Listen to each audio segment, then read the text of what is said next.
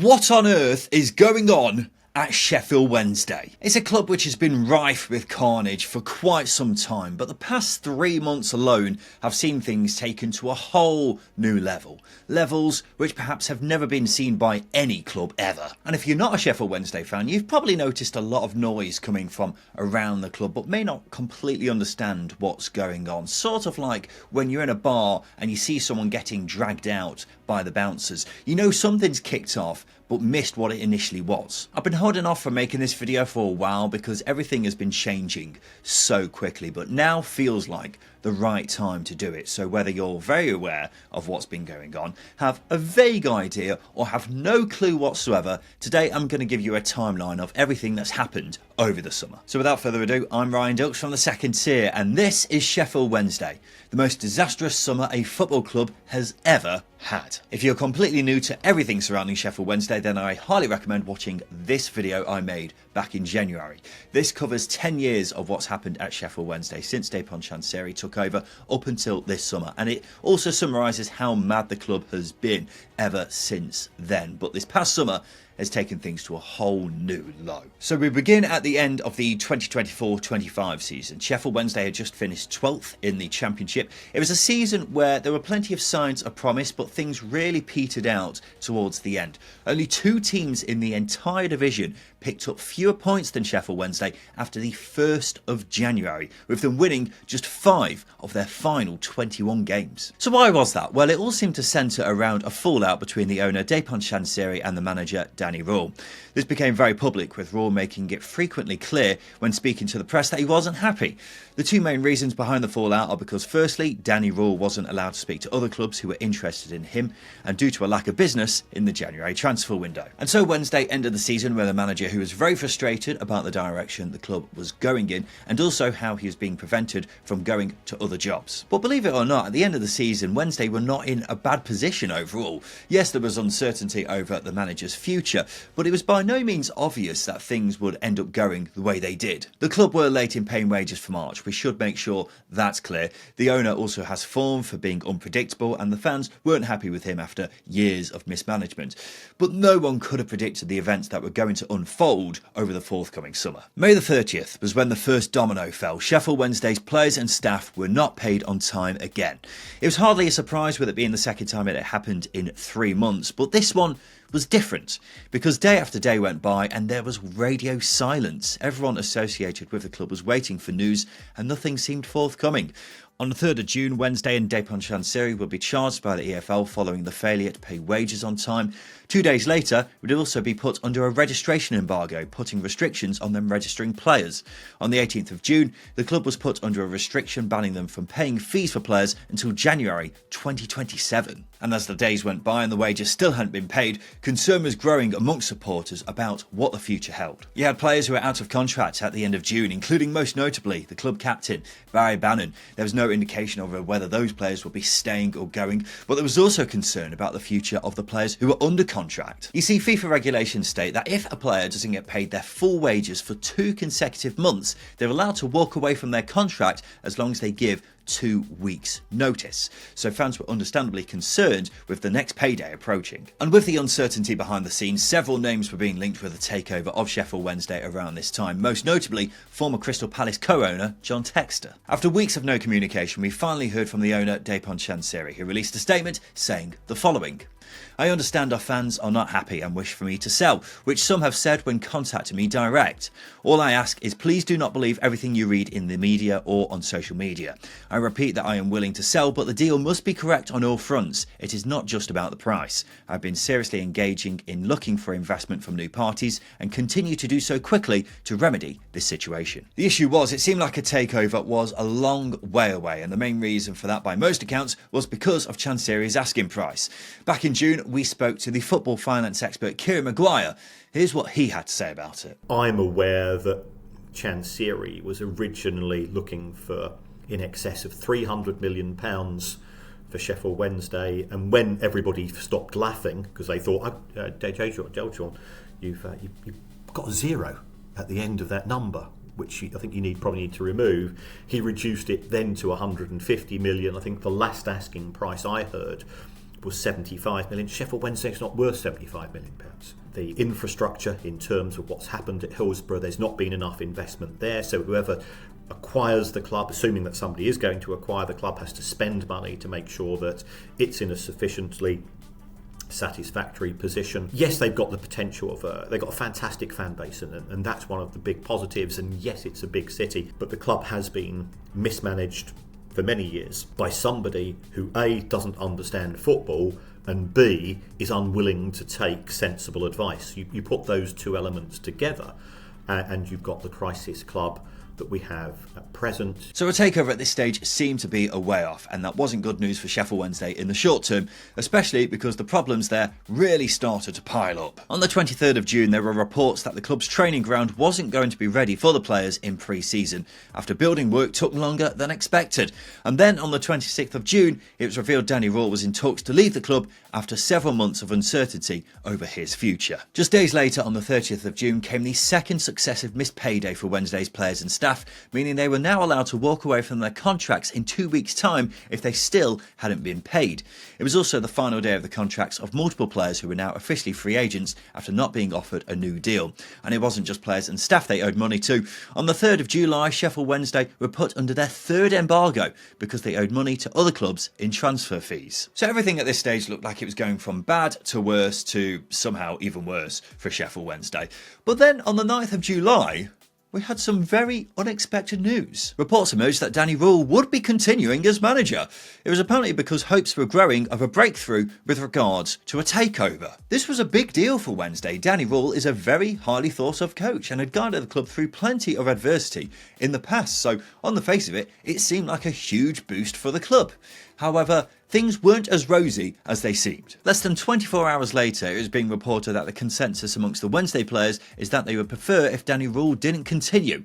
It's after he had been absent from pre-season training while talks over his future had been taking place. So even something that looked like good news on the surface was turning out to be contentious. However, on the 11th of July, it's being reported that an agreement had been reached with at least one prospective buyer of the club. Finally, some good news that was welcomed by everyone at Sheffield Wednesday, and it was very timely news at that. It had been claimed that by the 12th of July, Sheffield Wednesday had amassed over £4 million of debt in just 2 months, more than half of which was owed in taxes. So Wednesday needed money now and resorted to selling players.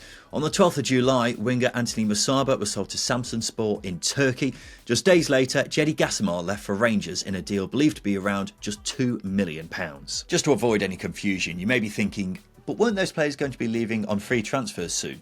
Well, Sheffield Wednesday made sure that they paid them their full wages so that they couldn't walk away from their contracts and instead could be sold. Kind of clever, but also a bit sadistic. But the biggest crime here is that Wednesday got just £2 million for Jedi Gasimar, a 21-year-old attacker who was one of their contenders for Player of the Season. In normal circumstances, we would have been looking at least quadruple that price, but because of where they were, they accepted a cut price deal.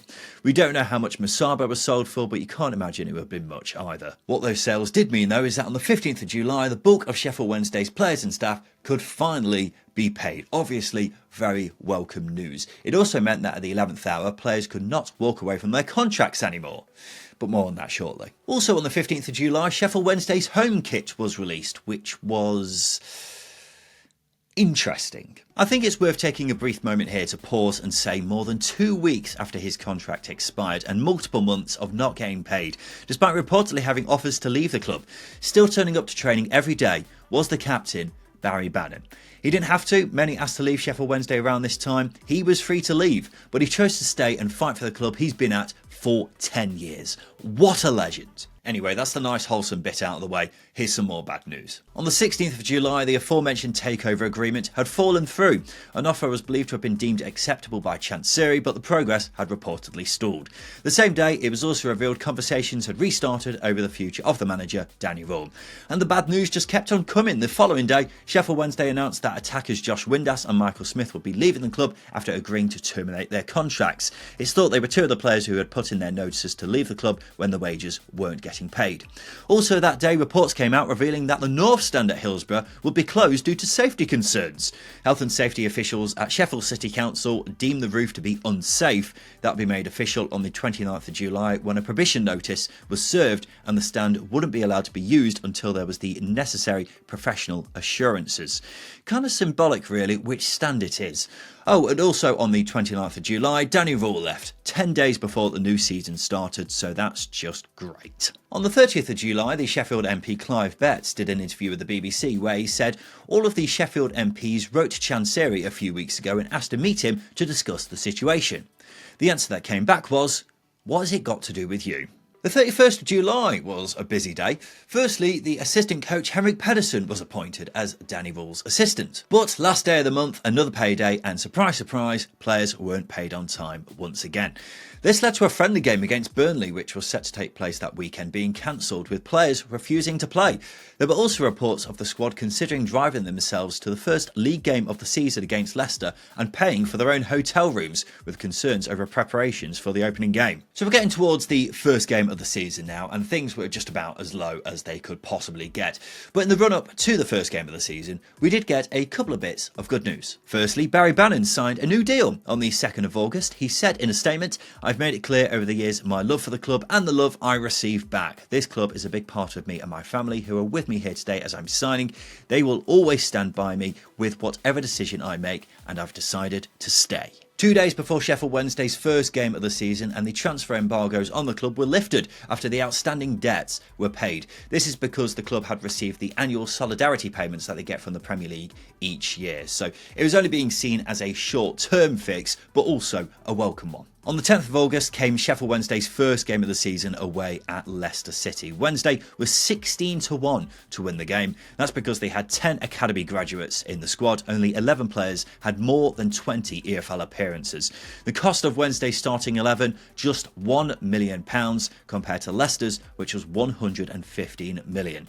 And they ended up giving Leicester a very good game. Leicester only won thanks to an 87th minute winner, but the game was overshadowed by protests from Wednesday supporters who didn't go to their seats until the 5th minute of the game so that a banner could be seen in front of the Sky cameras. But on the 13th of August, just days before Sheffield Wednesday's first home game of the season, the safety notice on the North Stand at Hillsborough was lifted, meaning supporters would be allowed in there after all. Sheffield Wednesday were also being linked with players around this time after the embargoes on the club were lifted. However, the EFL reportedly stepped in and said unless Chansiri could provide assurances that the wages would be paid, they wouldn't be allowed to sign anyone. And then on the 16th of August came Sheffield Wednesday's first game at Hillsborough since this madness kicked off. The game itself saw them lose 3-0 to Stoke. However, the big story was the protests that took place, including a mock funeral procession outside the ground beforehand. And that brings us up to date with the bonkers summer at Sheffield Wednesday. Without a doubt, the most disastrous a club has ever experienced in a single summer. But the big question is now, what next for Sheffield Wednesday? Right now, it's quite hard to say. A takeover doesn't appear to be close at the time of recording. There's been very few suggestions of one happening in the near future, and the fear is that Chansiri is still asking for too much money. However, the good news is that the government is fast-tracking the independent football regulator, so it should be in place by November. The regulator will have the power to strip owners of their right to run clubs, and it can even sanction takeovers at a price of their choice. So essentially, Chansiri has to sell Sheffield Wednesday before the regulator comes in. Otherwise, they'll make him do it, and probably not on his terms. But in the meantime, it looks like it's going to be a lot of pain for Sheffield Wednesday, particularly because it doesn't look like they're going to be able to sign any players until a takeover gets done. And that means in the coming weeks, they're going to continue to be struggling to field a team, even more so when things like injuries and suspensions start cropping up as they usually do during a season. So unfortunately, it's going to be tricky to see them winning many points for the foreseeable future. But there we have it. This has been Sheffield Wednesday's disastrous summer. I just wanted to take this moment to say a big thank you to the journalists at BBC Radio Sheffield and the Sheffield Star who have been doing such an amazing job over the summer of keeping everyone informed with all the latest twists and turns surrounding Sheffield Wednesday. They have been a true credit to journalism because it has been a crazy summer, something which I don't think we'll ever see again, and they have been doing so well in keeping everyone informed, as I say, so cannot praise them enough for the jobs that they've been doing. But what do you make of everything that's been going on at Sheffield Wednesday? Let me know in the comments section below. If you've enjoyed the video, make sure you like and subscribe for more content like this. I've been Ryan Dilks from the Second Tier, and a big thank you for watching.